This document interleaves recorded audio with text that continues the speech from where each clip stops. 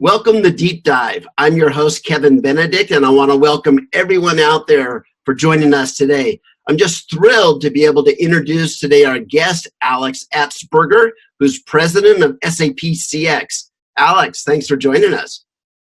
Kevin, awesome to be with you. Thanks for making the time with me. Absolutely, and especially during earnings season and right before, as you're getting prepared for all that kind of stuff. So let's jump right into it. Where are you calling in from today, Alex? Oh, Kevin, I'm lucky this week to be in my hometown, New York City. And in case you ask, this is not a New York accent, but I do live in New York City for the past 20 years. Well, I think there's every accent in the world in New York City, right? That's right. That makes it such a special place. Yeah. Absolutely. So I've had the chance to see you on stage and listen to a lot of your videos and other things in which you're presenting, but this is the first time face-to-face, if you would, through the virtual world. So again, thank you for giving us this time today. For those that don't know you, Alex, why don't you give us a little bit of your background? Sure thing, Kevin. I've been incredibly lucky over the last 20 plus years in the tech industry. I started actually at a startup back in the day, in the .com days. It was one of these high-flying companies that wanted to change the world, create a marketplace, actually. Then ended up going over McKinsey to Harvard Business School, where I ended up writing a paper on Salesforce versus SAP in 2004. So that seems like a long time ago. That got me to SAP and in 2005. And at that point, I really was working on thinking through how cloud, and at that point we call it on demand, would change the delivery and the entire business model for enterprise applications. I was very, very fortunate at SAP to have incredible mentors, incredible people to work with. I think SAP is a company of people that are outstanding. And I had the opportunity to work early on with Rob Enslin, who runs our cloud business group at SAP, executive board member when he was in Japan. And then I ended up working for Bill McDermott, now CEO of SAP, starting in 2007. And that really, gave me opportunities like, running our China plan in 2011, working on our corporate strategy, being chief of staff for Bill for a couple of years, and then taking over the Ariba business. We more than doubled that business very, very successfully. Now the leading platform for procurement, the leading cloud business network. And then the next mission was really to take on customer experience and bring multiple different pieces together at SAP to take on what is today the largest enterprise market, which is the CRM market, and lead the transformation of that CRM market into customer experience. And it's been a blast for the last year plus. Oh, I bet. So it seems to me that both with SAP Ariba and with SAP CX, you have a mixed blessing. These are kind of new, at the time they were new areas for SAP, so you could leverage this big, well-known SAP brand, but at the same time, you're kind of battling the headwinds on how do you create a brand of your own in an area that SAP has not traditionally played. How do you leverage that there at SAP CX? Yeah, Kevin, I like to say we're the biggest underdog that you have ever seen. We are a very big underdog in the space. But you see, the reason why I take these roles and what I do in the company is I am a transformation leader. I take things and I change them and I make them important for the business and I rally people behind it. I did this when we were in China. We made China our second home. That was the strategy at that point. Then we moved. When I moved to Ariba, I talked about making procurement awesome and really connecting with our customers and connecting also Ariba more into the fabric of the rest of SAP. And now this challenge is a different one because we have incredible assets, we have incredible technology, we have leading solutions. If you look at the Gartner research and others, top right corner, very, very successful capabilities. But to your point, the awareness is low in the marketplace. So it's really working with the rest of the SAP, with the 17th most recognized brand in the world, with the acquisitions that we've made, most recently, obviously, Qualtrics, which is such a leader in the CX and XM space, to change the conversation in the marketplace and get people rallied up behind it.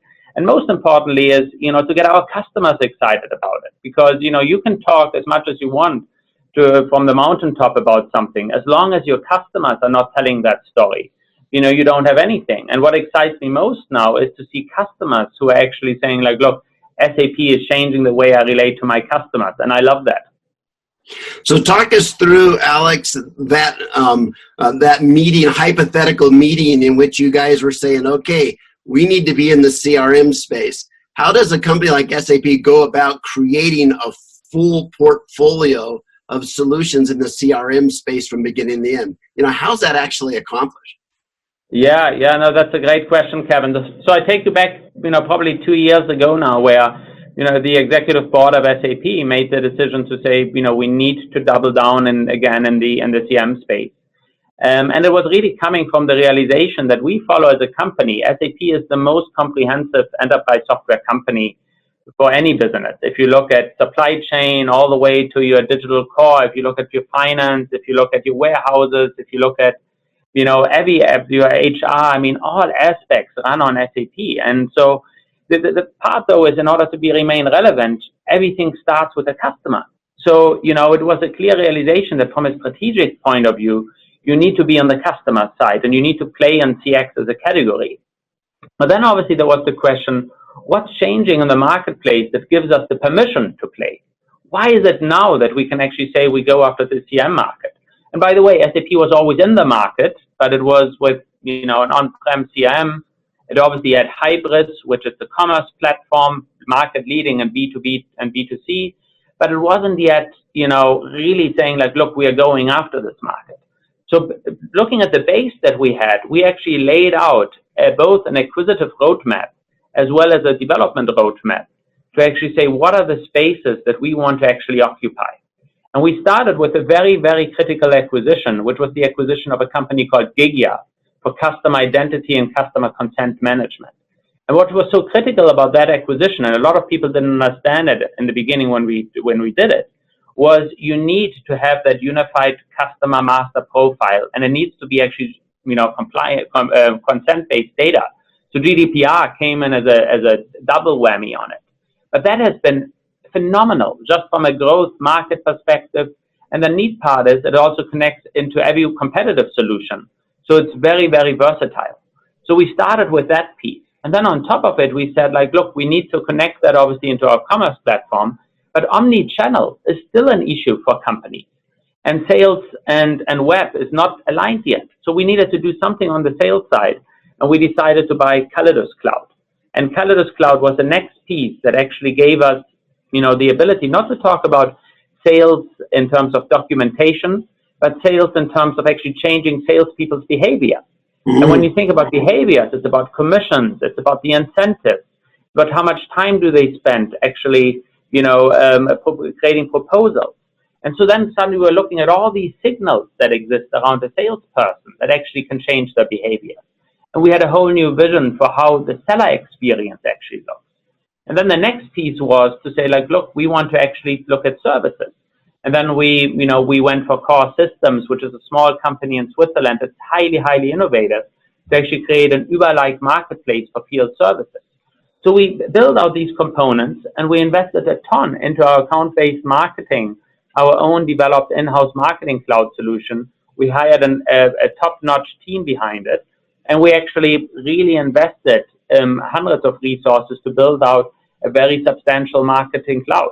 But AI-driven, highly based on HANA, highly targeted to actually address one-to-one marketing. So with that in mind, we build out really a sweet vision.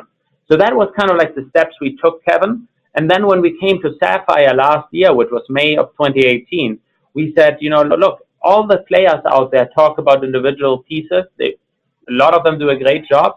But you know what the problem is in customer experience? It's simply not a connected journey for the customer, nor are the processes inside a company connected. So what did we decide to do? We decided to compete on what SAP has been always successful in competing on, which is we simplify for the organization the way they actually deploy technology as a suite. We at the same time think about the outcome for the customer, so that you actually have an omni-channel experience that's connected all the way from how you market to a customer to how you sell and service them, regardless of channel, and all of it is connected to one source of data that's consent-driven. That's the vision. Oh, that's beautiful. And that's where you get the intelligent enterprise, isn't it? Where you have shared data sources, where you can look at the data and then you can start analyzing everything about a customer journey from beginning to end. Brilliant. So how yes. And Kevin, yeah. And Kevin, just on that point, because you're absolutely right, the intelligence is obviously data-driven, but it's also driven on the fact that as a customer, and I always put myself in the shoes of our customer's customer, and think about your own experiences. When do you have these experiences that are really good or really awful? It typically happens when things are not connected to the rest of the enterprise or when the supply chain fails down. I mean, think about how many times you order something and then something doesn't arrive on time. Think about the market leaders that actually have really invested in their supply chain. So it's not like you compete only on like, oh, how pretty is the website or how digital is the experience. No, you compete on the real stuff. And the real stuff is the physical. So connecting these worlds is something that is a huge opportunity for SAP and something that we clearly use in the marketplace when we talk to our customers and that our customers are excited about. Brilliant. So you've taken these acquisitions and you've invested in engineering and development to pull them all together.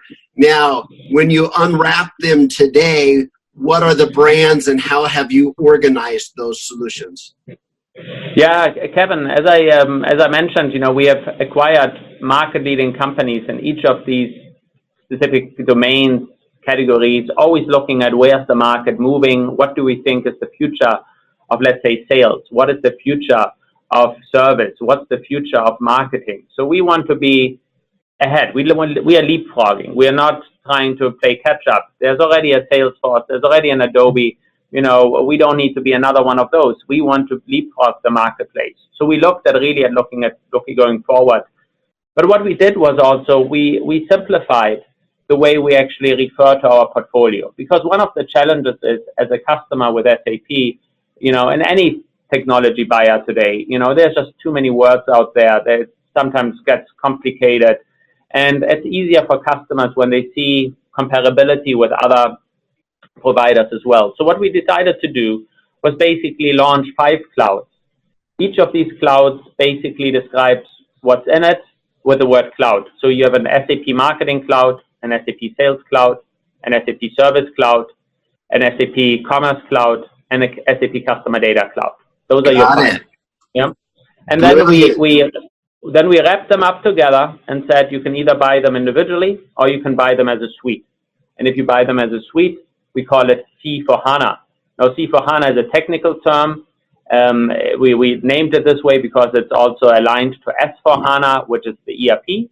And then in the front office, you have C for HANA, which is really the 4th generation CRM system. That's the logic. It's simple as that. Just when I thought you guys were going to be awesome at branding, you went back to a code. We were so close. We were so close, Kevin. Yeah.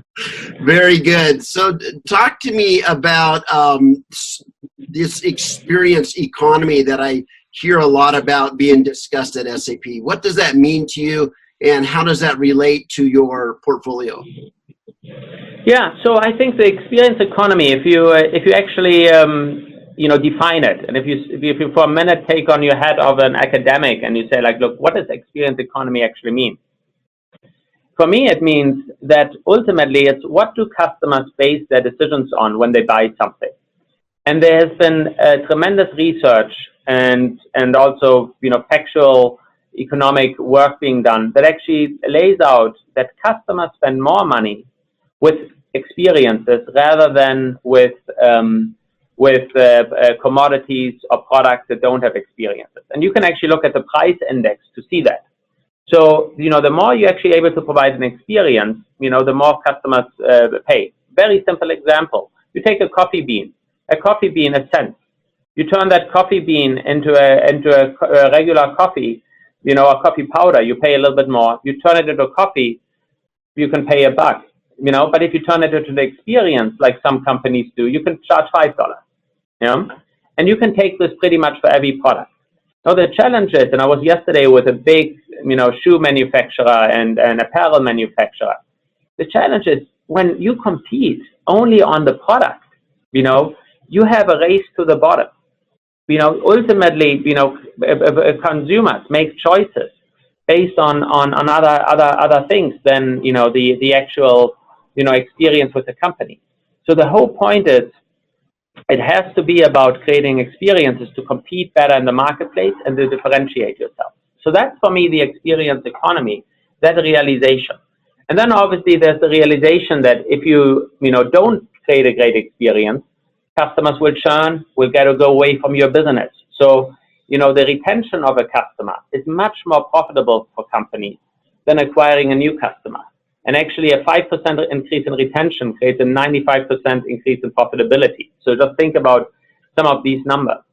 So that's the conversation today in boardrooms where you say, like, look, how do we compete, not just on price and on features of a product, but how do we actually compete on actually providing a great experience? And then our role as a software provider is to help you create and deliver these great experiences and manage them. And this is why, and we can talk about why we made the acquisition of Qualtrics and how that impacts our portfolio. But you need to actually, first of all, know what's the experience my customers have. Because most companies think they provide a great experience. But if you ask their customers, you actually find out their experience is pretty horrible. Mm-hmm. And then you have this gap between what CEOs believe versus what customers actually experience. And our job is to close this experience gap. Interesting. So talk to us about that Qualtrics acquisition. That was, it was certainly a boon for Utah, and, it was just fascinating. So talk to us about what your motivations were and how you see it fitting in with everything. Yeah, so the motivation is very, very simple. The company was about to go public, an incredible company, incredible financials, and incredible growth, incredible brands that work with them. From BMW to Porsche to Under Armour, you name them, unbelievable companies, JetBlue. And then we looked at the company, but we saw much more than a company that was just collecting customer feedback. It was really about analyzing the feedback and then propagating that information across the organization to actually make the entire company more customer-centric. And so the notion was this X data, we call it experience data, tells you why something is happening. And there are 1.7 billion data points that Qualtrics collects just on X data. And then you look at SAP having all what we call the operational data, the O data, and saying, like, look, if you connect these two pieces together, you can create actually new outcomes and you can actually create and deliver better customer experiences. A very simple example is, if you take a digital experience, a lot of our customers experience that customers drop off during the checkout process, a lot of times not knowing why this happens. If you can answer the why question, you can actually convert more customers into paying customers. Huge value, immediate value. Oh, so absolutely. You've done all the work to bring them to your site. They've looked at the products. They've decided they like what they're seeing, and you lose them at the last moment. Absolutely. You've already spent all the money to get them there. If you could just improve that, absolutely. Huge advantage. Yes. And Kevin, what the challenge today is a lot of this customer research that's being done. Of course, companies analyze this, but it's either done in small groups somewhere in the organization, so it's not really tied to a full customer experience transformation. Or the other thing that happens is it's done, but it's done over months of time, and by the time the analysis is done, the customer has moved on. But what happens if we know that Kevin is on the site?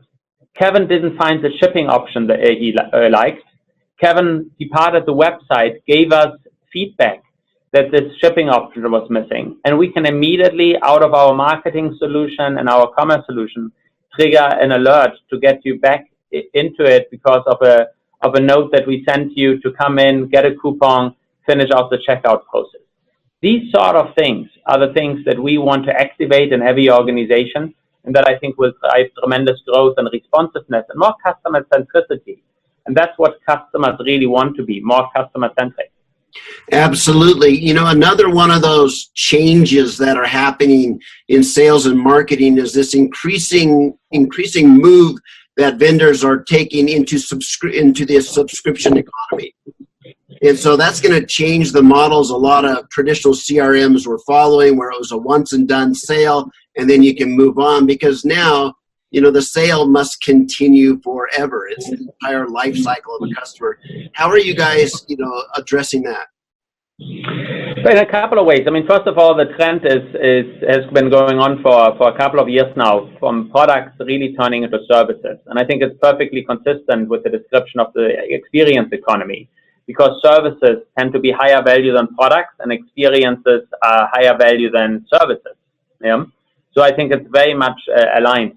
Obviously, in our business itself, Kevin, this was one of the key reasons why we, for instance, acquired Calidus. Because at SAP itself, we moved from being a product-centric company selling on-premise licenses to becoming a service-centric company selling subscriptions. So that is a perfect example of a company that went through the transition. What we had to do is we had to be able to actually quote multiple different business models. A lot of our customers need to do the same, because they're not just suddenly a subscription company. They are actually both. Yeah? Then you need to be able to actually invoice and collect, bill your customer on a regular basis. Then you need to ensure that you obviously change your commissions and how you actually pay your salespeople based on the subscription plans you put in place. Then you need to ensure that you stay in touch with the customer around the deployment and actually the service usage, and you can track the metering, how much the service is being used. Then you need to be able to actually, you know, again, create a customer success scenario that they don't churn and they come back to you. And if you look at this entire process, it's not just about billing or not just about one aspect. It's about actually transforming towards a subscription business mindset. And what we have done in our solutions is, number one, incorporate a subscription billing as part of our billing solution. We actually do this for the largest telcos in the world to the smallest companies. So this is a big business for us. And the second piece is, you know, we partnered with Totango, which is a customer success platform, to give, you know, customer success teams the capabilities to collect data from their customers to actually better manage, you know, attrition and better manage customer success going forward. But what we now do with Qualtrics is now we add the experience data. And that actually gives you an even better prediction of churn in the future. So bringing these pieces together around this notion about subscription economy is you know, super powerful. But it's much more than just the subscription itself. Sometimes people get very bogged down on the actual billing type.